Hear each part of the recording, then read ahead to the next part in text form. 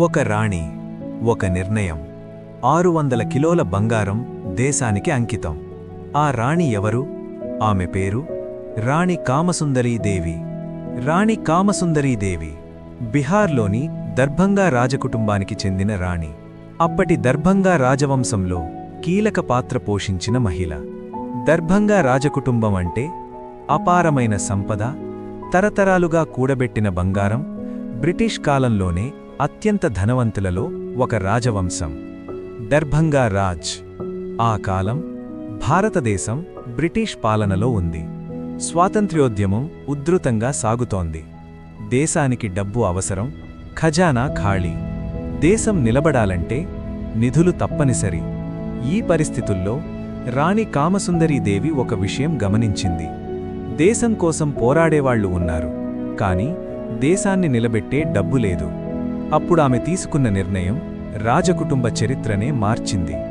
రాణి ఆదేశం: దర్భంగా రాజకుటుంబ ఖజానా తెరవండి. అందులో ఉన్నది తరతరాల సంపద, అపారమైన బంగారం, సుమారు 600 కిలోల బంగారం. దేశ అవసరాల కోసం ప్రభుత్వానికి అంకితం. ఇది సాధారణ దానం కాదు, ఒక రాజకుటుంబ భవిష్యత్తుని ఇచ్చిన త్యాగం. రాణికి తెలుసు, ఈ నిర్ణయం తరువాత రాజకుటుంబ వైభవం తగ్గుతుంది, సంపద పోతుంది, పేరు చరిత్రలో మిగులుతుంది. కాని ఆమె నమ్మకం ఒక్కటే: దేశం ఉంటేనే చరిత్ర ఉంటుంది. ఇది జరిగింది బ్రిటిష్ పాలన చివరి దశలో, స్వాతంత్ర్యం దగ్గరపడుతున్న సమయంలో, దేశానికి ఆర్థిక బలం అత్యవసరమైన రోజుల్లో.